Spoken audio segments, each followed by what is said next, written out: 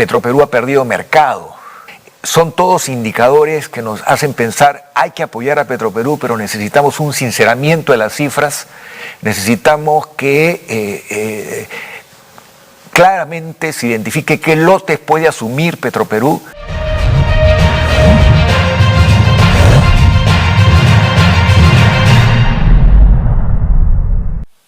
El Ministerio de Energía y Minas prepara la entrega de lotes petroleros a Petroperú. Pero la cosa no está tan fácil porque necesitas aprobar esto en un directorio.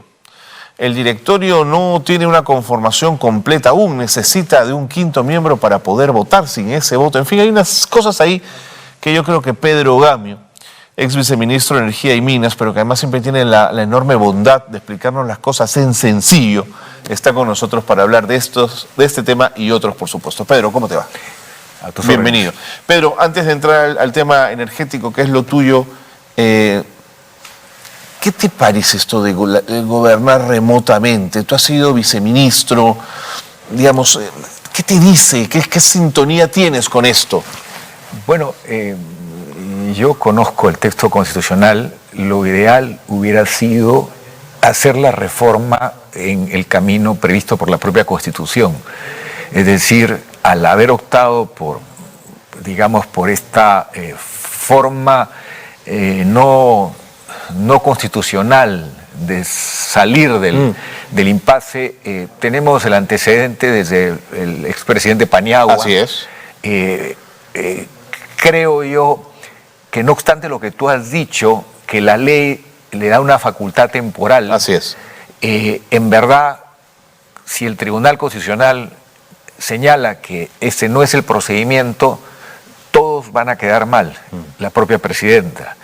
Entonces, ahora que era muy importante y muy urgente este viaje, también es otro tema. Creo yo que hay que afrontar los problemas de gobernabilidad del país. Ese es el tema. La mayor parte de la población no se siente conforme y eso hay que tomarlo en cuenta.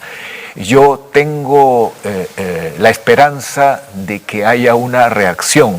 Esa autocomplacencia entre dos poderes del Estado nos está llevando a una situación en la que la mayor parte del país expresa su disconformidad y hay temas críticos que atender, ¿no? Me parece que el Perú necesita una hoja de ruta. El cuadro de hambre, por ejemplo, desnutrición crónica, anemia, ha crecido y es un tema muy urgente, porque una persona que está en el vientre de su madre hasta los primeros 5 años de edad, si no se le da el alimento necesario, ya es condenado de por vida. Y ese cuadro es mucho más grave. A eso le sumas la inseguridad, que es un tema y que yo no creo que se solucione haciendo que la policía sea una especie de bolsa de trabajo. Claro. Hay que buscar una solución que modernice a la policía, que profesionales ya con una experiencia de vida, como sucede en la policía francesa, por ejemplo, ayuden a elevar el nivel de nuestra policía, a profesionalizarlo, a empoderar la policía, pero no concebirla como aquel que es el NN va a encontrar en la policía algo que hacer.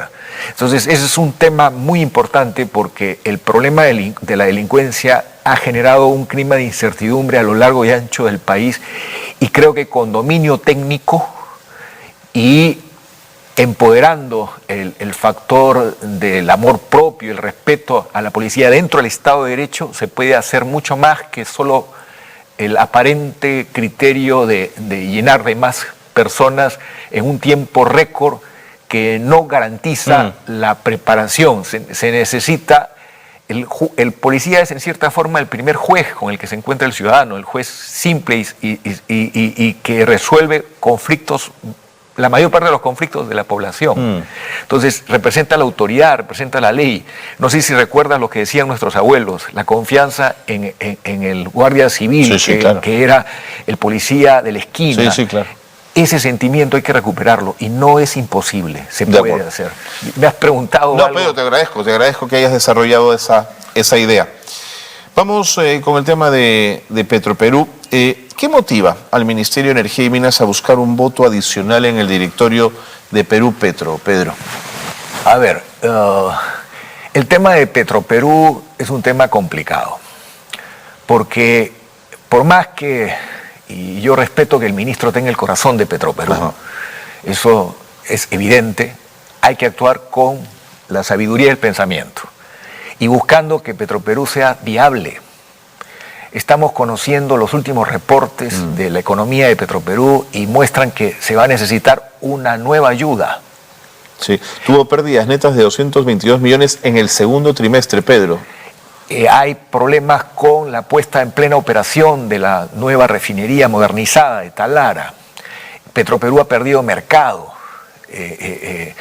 Son todos indicadores que nos hacen pensar, hay que apoyar a Petroperú, pero necesitamos un sinceramiento de las cifras, necesitamos que claramente se identifique qué lotes puede asumir Petroperú. Los más adecuados son dentro de la cuenca Talara, porque hay una distancia, una ventaja logística, hay una serie de aspectos, y ahí cuáles son los que puede asumir como operador y cuáles como socio minoritario, y pensar que ha sido una decisión equivocada darle el lote 64, por ejemplo, que lo tiene ya varios años y no consigue socio, ahora se le estaría dando el lote 192, el lote 8, son demasiados encargos y no hay capacidad técnica, no hay capacidad económica que entre como socio minoritario, que tenga una importante integración vertical en la zona del noroeste, que vea una hoja de ruta que lo lleve a hacerlo viable y lo posible.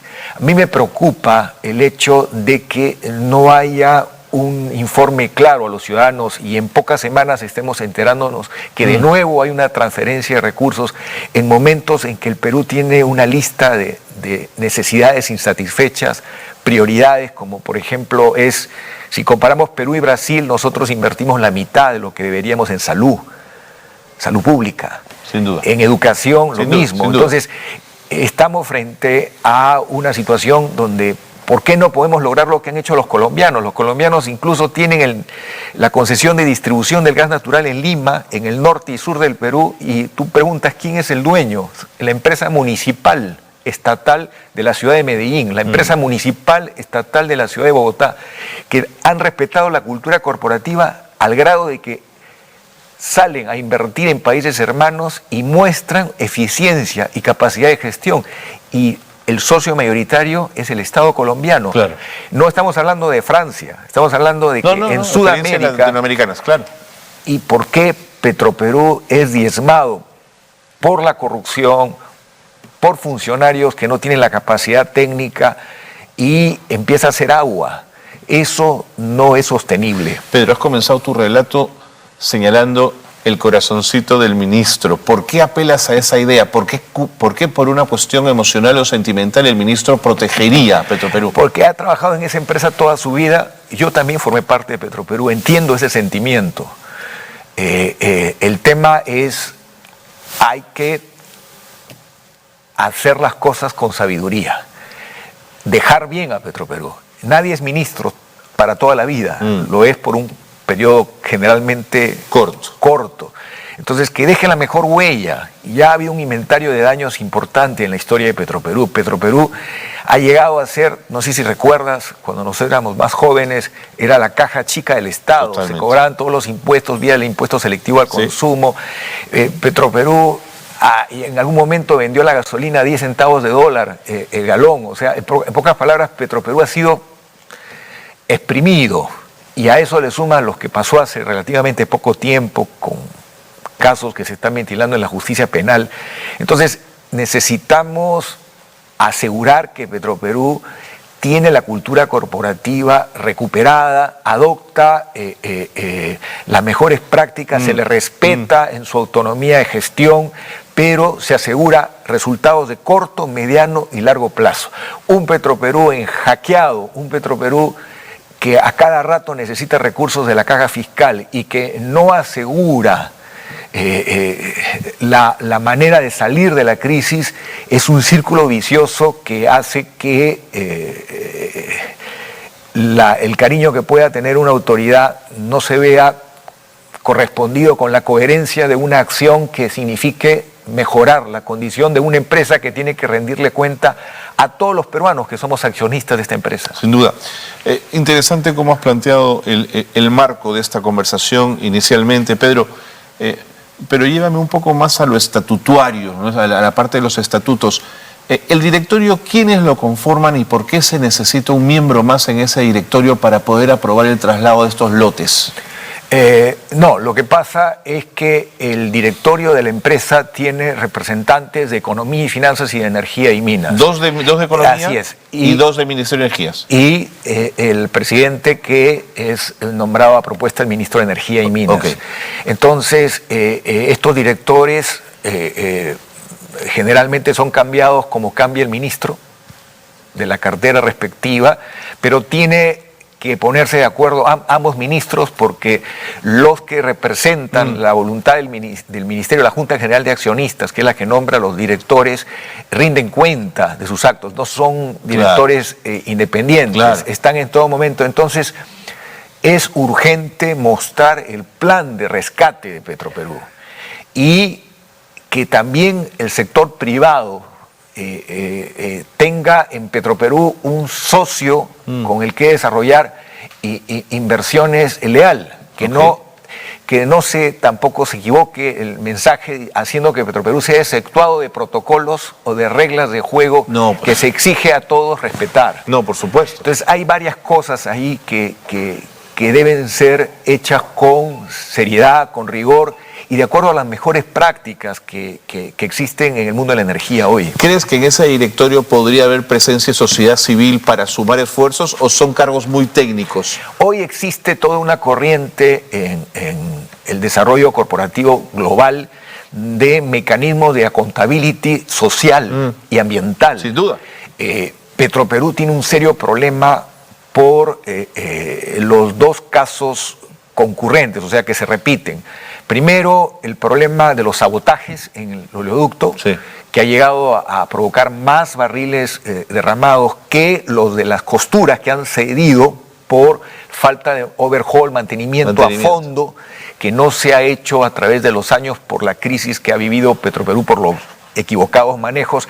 Entonces, ese es un pasivo ambiental importante. Eso evidentemente hace que tenga un récord de sanciones en OEFA, sin duda, que hacen que tampoco pase el examen de las normas que se exigen para ser operador de tantos lotes como se le quiere asignar. Entonces, hay que hacer las cosas bien. No se trata de volver al discurso facilista de que todo lo que el Estado hace es malo. No, el país necesita un Estado eficiente, un Estado no grande, sino un Estado transparente, predecible, y que donde hay una empresa estatal haga el mejor papel. Y eso es algo que se demuestra en los hechos. Y la gestión de Petroperú hoy, por los indicadores, en lugar de avanzar, los indicadores están mostrando un retroceso. Déjame abrir esta conversación también al mundo energético, que es otra de las preocupaciones y que está amarrado, por supuesto, sin duda, a Petroperú. Hay unas discrepancias y preocupaciones en el sector eléctrico respecto a la modificación de un decreto supremo. El decreto supremo 017-2018, Energía y Minas. ¿Cuál es la discrepancia exactamente? Bueno, hay varias discrepancias. En el sector eléctrico también hay un tema complicado porque por las distorsiones que se han generado, más de 8 millones de usuarios del servicio público que se llama el servicio regulado, estamos pagando el doble de lo que paga un gran cliente, que son 3.000, los grandes consumidores, la industria, la minería. Eso no está bien, eso no es algo que se da en el mundo. Y eso tiene que ser de una manera efectiva, técnica, resuelto. Una manera de resolverlo es abrir el camino a la energía renovable, principalmente la solar. Es increíble, pero hoy no puede entrar la energía solar al mercado libre, es decir, donde están los proyectos importantes. Hoy, por ejemplo, el proyecto Quellaveco, que es un paradigma de la industria minera en el Perú, ha desarrollado su proyecto con el suministro del viento, generación eólica, pero un proyecto no puede hacerlo con generación solar, porque no hay una norma que permita el despacho por bloque horario y la negociación en el mercado libre de gran consumo de la energía solar. Entonces hay que abrir el camino, vencer esa barrera burocrática, pero hay actores que resisten el cambio. Que el Perú no avance en algo que significaría recuperar el terreno perdido, porque Chile ya está en 25% de sol y viento y nosotros estamos en 5%. Claro. Es cierto que el próximo año, gracias a un esfuerzo privado, vamos a llegar al 10%, pero para poder... Básicamente, pero también algunos proyectos solares que vienen con motivo de que el Perú tiene uno de los potenciales mayores, pero falta romper las barreras burocráticas que existen, y para eso hay un dictamen aprobado en el Congreso, pero que está siendo muy resistido. Y en el mundo, si tú no permites el despacho por bloque horario, no hay uso de la energía solar. ¿Por qué? Porque tiene sol, claro, 12 horas del día, pero no 24 horas continuas. Entonces tiene que haber la autorización reglamentaria para recibir energía en las horas del día, en las horas de la noche y en bloque.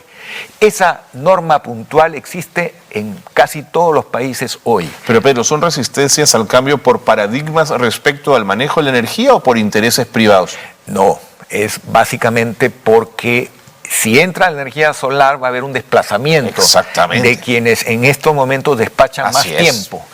Y ese es el problema. Y como el Estado está en crisis, porque hay a cada rato cambio de autoridades, así es. Entonces hoy al Estado ya no se le respeta como antes. Esa es otra cosa. Amigo. Ahora hay mucha presión, porque el guión cambia con las personas que cambian y a veces no se dicen las cosas completamente y hay presiones diversas. Prueba de ello es que vemos comunicados de gremios incluso que dicen apoyamos las energías renovables pero no queremos que entre la energía solar.